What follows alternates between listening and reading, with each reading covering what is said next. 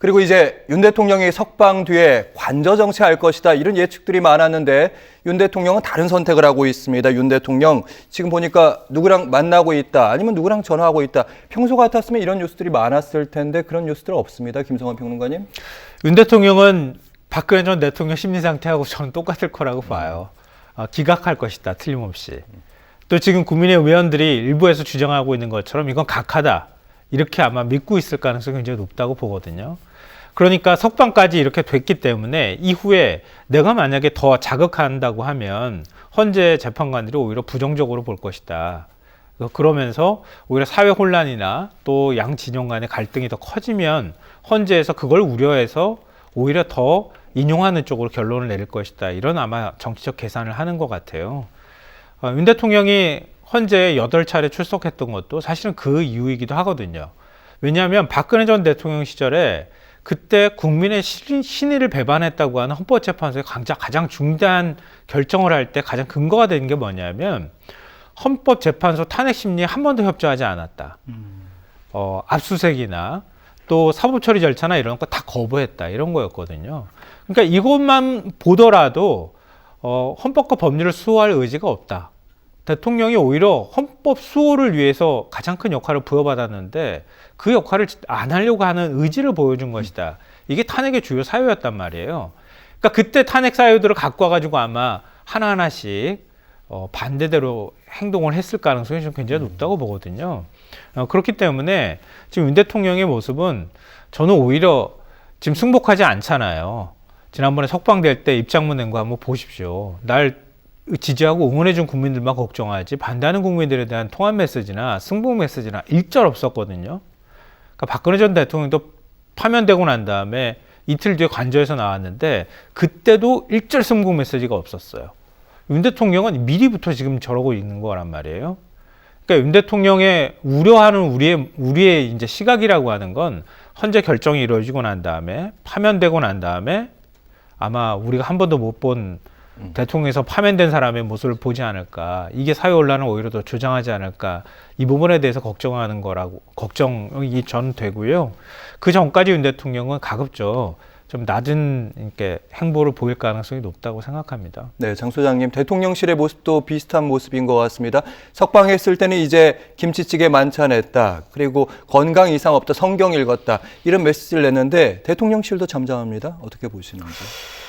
본인들은요, 기각을 좀 확신하고 있대요. 거기서든. 예, 이미 뭐 3명 확보했기 때문에 헌법재판관들을 압박을 하거나 자극을 할 필요가 없다. 그래서 조용한 모드로 가고 지금 막 또 활동을 재개를 하면은 탄핵 찬성하는 분들이 또 거리로 나와서 태극기 부대를 압도하는 촛불혁명이 또 일어나는 거 아니냐. 그게 제일 좀 겁나다는 거죠. 그래서 좀 자중 모드로 그냥 조용한 분위기로 계속 가겠다. 그런 생각인 것 같고요. 저는 결국에는 당사자들에게 먼저 좀 통보를 하잖아요. 헌재에서. 예. 그러면 그때쯤 해가지고 윤석열 대통령이 좀 반성하는 듯한 좀 저자세의 메시지를 좀 낼 가능성도 있지 않을까. 그런 생각이 좀 듭니다. 근데 저는 그럴 일이 없다고 생각해요. 네. 박근혜 전 대통령 때도 똑같았어요. 그때도. 예. 지금 그때도 지금 그런 장 소장님 기대를 말대로 하면 했었어요. 5대3이라고 생각하고 있다. 확신하고 있다. 글쎄요. 본인 생각이니까. 아니면 각하를 생각하고 있다. 네. 그것도 뭐 이전에도 똑같이 그런 생각들을 박 전 대통령도 했었고요. 그때랑 좀 윤 달라요. 대통령도 왜냐면은 마찬가지인데요. 예, 박근혜 요기 듣고 때는 하세요. 예. 이제 기각이 5, 인용이 3. 예. 지금은 기각이 3, 인용이 5. 지금 바뀌었어요. 그래서 조심해야 된다. 그런 생각을 지금 윤석열 대통령 측은 갖고 있는 거죠. 알겠습니다. 뭐 혼자 상상의 결과라고 보고요. 예. 그러니까 윤 대통령 쪽에서는 계속 아마 희망의 로를 돌리고 있을 거라고 저는 봐요. 그렇기 때문에 지금 이제 낮은 자세를 취하고 있는 거라고 보고요. 앞서 말씀하셨던 것처럼 선고기일이 정해진다 하더라도 딱히 입장 내지 않을 가능성이 있는데요. 물론 입장을 낸다 하더라도 그게 무슨 뭐 반성이나 성찰하는 뭐 그런 입장 내겠습니까? 지금까지도 그렇지 않았는데. 그럼 기본적으로 윤 대통령이 지금까지 우리한테 보여줬던 모습에 크게 다르지 않는 연장선에 있다고 봐요. 그러니까 한 번이라도 자기 잘못을 인정해 본 적이 있었어야 말이죠. 그래야 국민들이 그런 모습들을 기대할 만할 텐데 전혀 그러지 않았거든요. 박 전 대통령 얘기 자꾸 하게 되는데요. 그때도 각하된다고 하는 얘기들이 굉장히 많았는데요. 똑같이 지금 국민의힘 의원들이 각하시켜달라고 또 주장한단 말이에요. 하나도 안 받아들여졌습니다. 헌법재판관들이 보는 게 아까 장 소장께서 말씀하셨던 것처럼 헌법재판관들은 이 사람이 헌법 수호할 의지가 있는지 없는지를 판단하는 거예요. 그리고 계엄을 선포했을 때 그 계엄의 이후 상황까지 판단하는 게 아니고요. 계엄 그 자체로 성공해버리면 그냥 끝나는 겁니다. 그럼 헌법재판소가 무슨 필요가 있습니까? 사법부도 필요 없는데. 아무것도 필요 없고 헌법기관이라고 하는 국회나 헌관위까지 군투입을 했잖아요.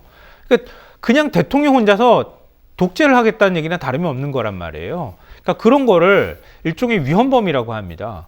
그러니까 위헌범이었기 때문에 그 위헌을 야기하는 그 자체가 탄핵 대상이 되는 거예요. 그 이후에 진짜 법률을 위반했는가라고 하는 확신범에 관한 부분은 아예 판단 대상도 안 들어가는 겁니다. 그러니까 많은 분들이 그걸 막 뒤섞어서 지금 얘기하시는데요.